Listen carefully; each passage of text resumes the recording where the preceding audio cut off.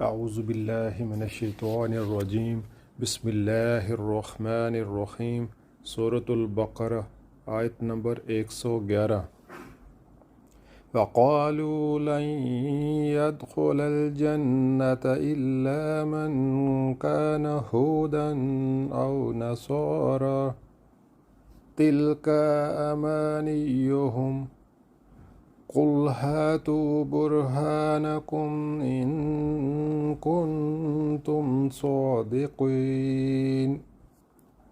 ترجمہ: ان کا کہنا ہے کہ کوئی شخص جنت میں نہ جائے گا جب تک وہ یہودی نہ ہو یا عیسائیوں کے خیال کے مطابق عیسائی نہ ہو۔ یہ ان کی تمنائیں ہیں۔